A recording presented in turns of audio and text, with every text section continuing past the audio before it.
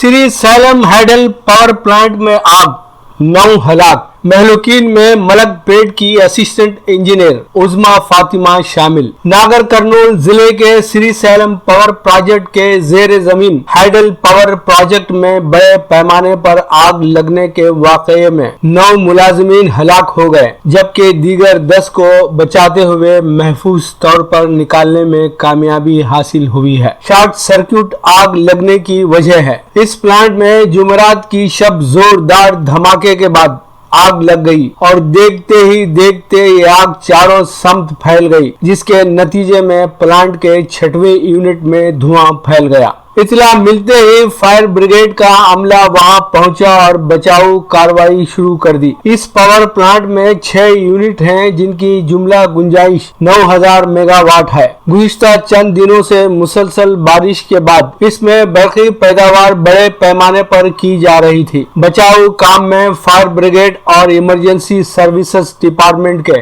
ओहदेदार शामिल हैं। ये वाकया अपनी नौयत का अवलीन वाकया है। इस वाकये के वक्त 30 मुलाजिमीन मौजूद थे। श्री सैलम डैम दरियाए कृष्णा पर है, जो तेलंगाना और एपी की सरहद पर वाक़ है।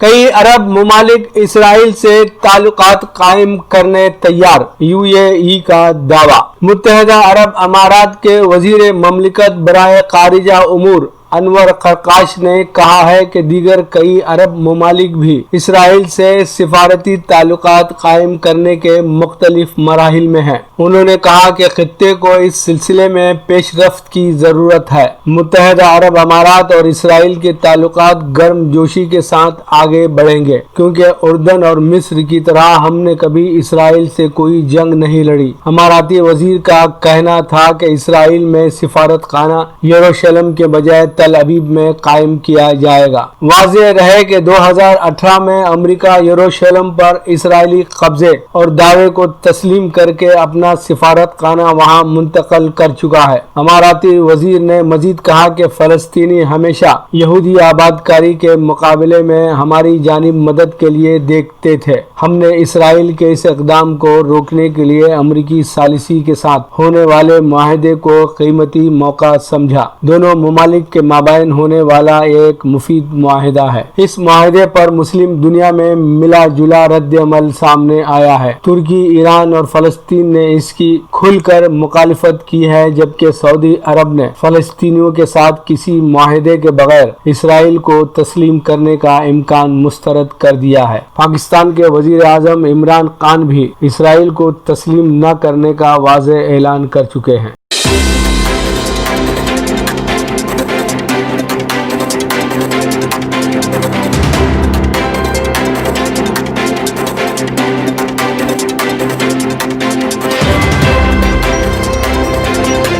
मलाला किताबों की वेबसाइट के साथ बुक क्लब शुरू करने की ख्वाहां। नोबेल इनाम याफ्ता मलाला यूसुफजई ने एक बयान में कहा है कि वो किताबों से मुताल्लिक एक वेबसाइट के साथ अपने पहले बुक क्लब का आगाज करेंगी। मलाला ने कहा कि उन्हें फख्र है कि वो किताबों से मुताल्लिक एक वेबसाइट के साथ अपने पहले बुक क्लब का आगाज करने वाली हैं। मलाला ने अपने फॉलोअर्स से मुखातिब होते हुए लिखा कि उनकी तजवीज़ करदा किताबें पढ़ने के लिए बताई गई वेबसाइट को साइन इन करें।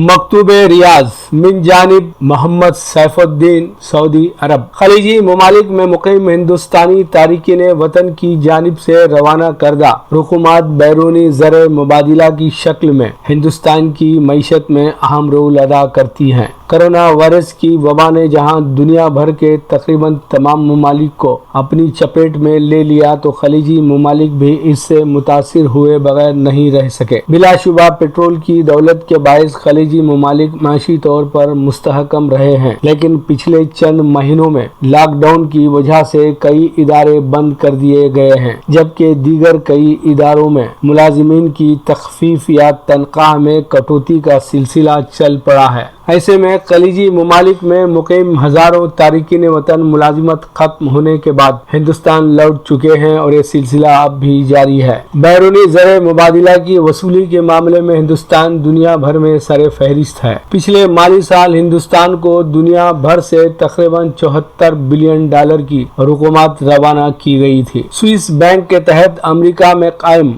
UBS بینک کی حالیہ رپورٹ میں اس بات کا خدشہ ظاہر کیا گیا ہے کہ جاریہ مالی سال میں پچھلے سال کی بنسبت ہندوستان کو ترسیلات کے ذریعے حاصل ہونے والے بیرونی زر مبادلہ میں 25% تک گراوٹ ہو سکتی ہے۔ جہاں پچھلے سال ہندوستان کو تقریباً 74 بلین ڈالر زر مبادلہ حاصل ہوا تھا، وہ جاریہ سال 55 تا 60 بلین ڈالر ہوگا اور اس میں 25% کی کمی ہوگی۔ ایک اندازے کے مطابق ہندوستان کو حاصل ہونے والے بیرونی زر مبادلہ میں خلیجی ممالک سے آنے والی رقومات 60% سے بھی زیادہ ہیں۔ خلیجی ممالک میں مقیم تارکین ہند ملک کی معیشت میں ریڑھ کی ہڈی کی مانند اہم ترین رول ادا کرتے ہیں، لیکن حکومتوں کی جانب سے اس طبقے کو ہمیشہ نظر انداز کیا جاتا رہا ہے۔ اب جبکہ بیرونی ممالک سے بڑی تعداد میں تارکین ہند کی واپسی کا سلسلہ چل پڑا ہے تو ایسے میں اپنے ہی ملک میں ان کے مستقبل کے مواقع پر ایک سوالیہ نشان لگ چکا ہے۔ خلیجی ملکوں سے وطن لوٹنے والے تارکین ہند کی فلاح و بہبود اور باز آباد کاری کے لیے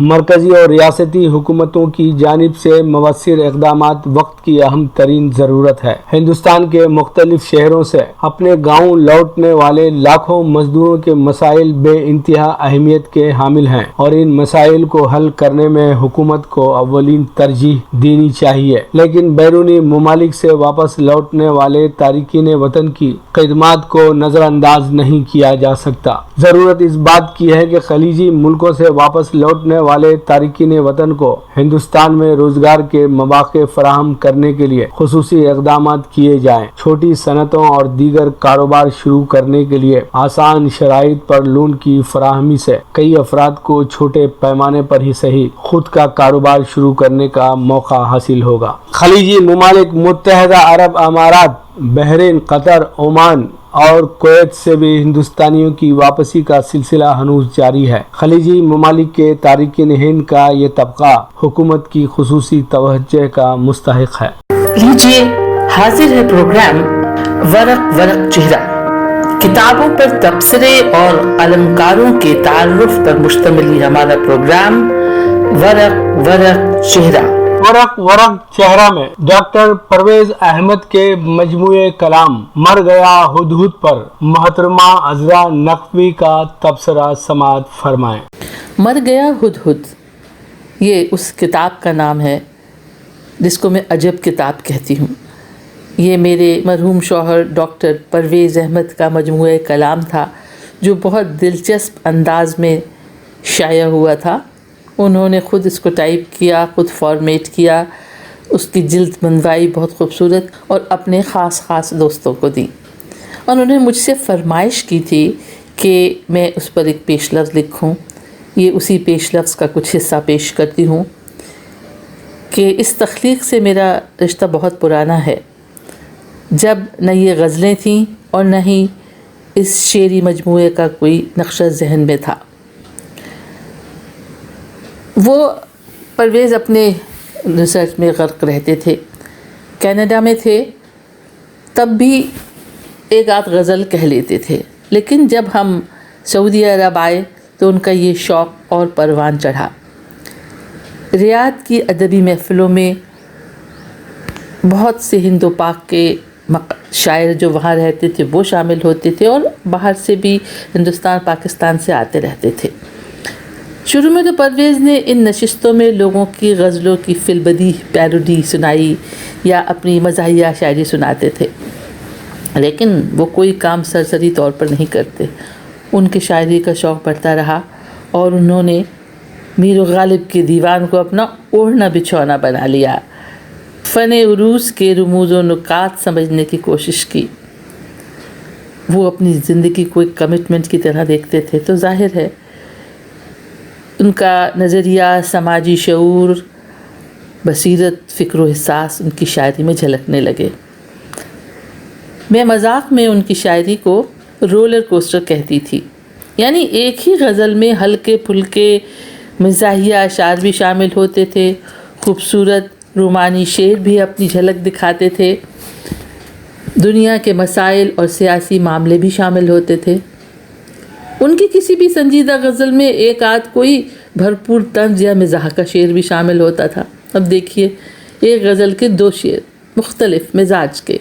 یا رب وہ خواب خواب ہو جس خواب میں مجھے بکھرے شکست خواب پرندوں کے پر ملے، اور اینک لگا کے بھی جنہیں آتا نہیں نظر وہ چاہتے ہیں ان کو بھی جادو نظر ملے. مگر میں نے سوچا کہ جب ہم زندگی میں کبھی خوش ہوتے ہیں، کبھی اداس، ایک زندگی ایک دھوپ چھاؤں ہے، ڈفرینٹ موڈ ہوتے ہیں، تو پھر شاعری جو اظہار ذات ہے تو اسے ہی ہم ایک بندھے ٹکے سانچے میں کیوں قید کریں. انہوں نے پرویز اپنے ادبی روایت سے بھی جڑا رہنا چاہتے تھے اور جدت پسند بھی تھے. یہ شعر اسی کا غماز ہے کہ روایت کے ہر ایک نسخے میں شامل نیا ایک باب ہونا لازمی ہے، اور روایت کا احترام میر غالب کی زمینوں میں انہوں نے غزلیں کہہ کر کیا کہ ہے غزل یہ زمین غالب میں، حق تو یہ ہے کہ حق ادا نہ ہوا. اور غالب کی میرے بعد والی ردیف میں انہوں نے جو میرے بعد والی ردیف کی غزل ہے اس میں انہوں نے ایک مزاحیہ غزل کہی. اس کا ایک شعر یہاں دیکھیے کہ تیرے خط کی یہاں بٹ جاتی ہے فوٹو کاپی، میں نہیں جانتا کس کس نے پڑھا میرے بعد.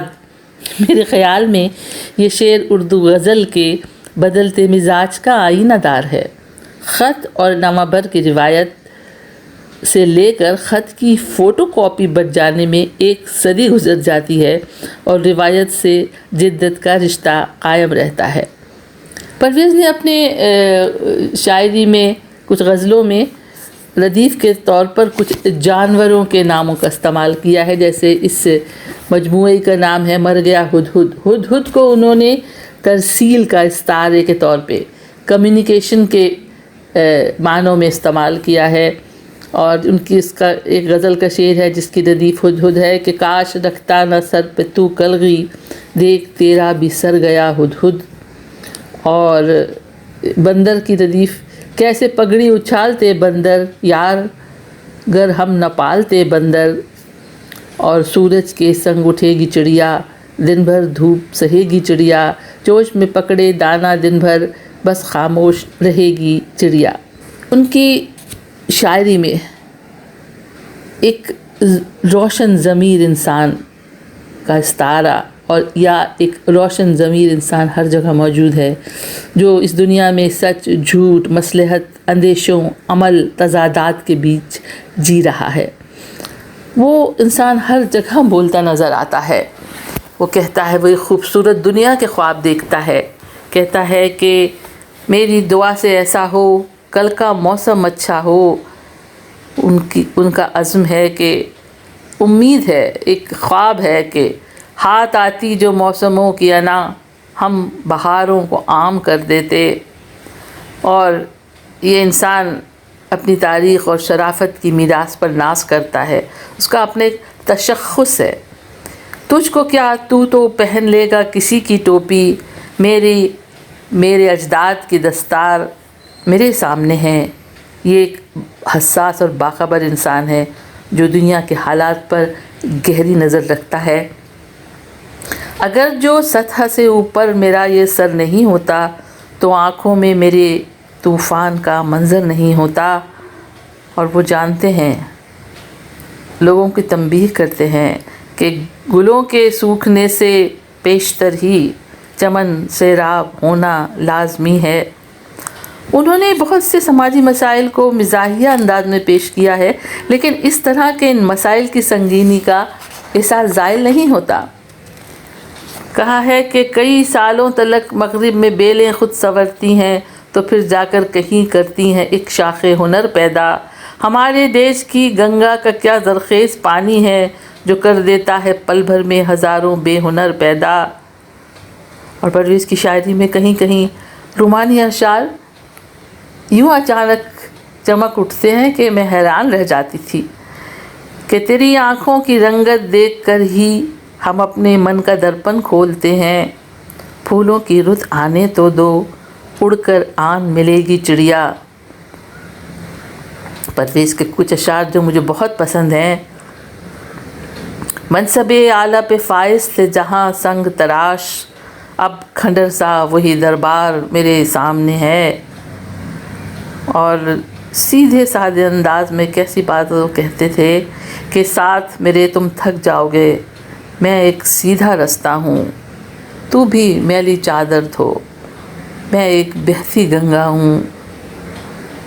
اور یہ بھولے بچے جیسے دل سے نکلے ہوئے یہ سچے اشعار ہیں۔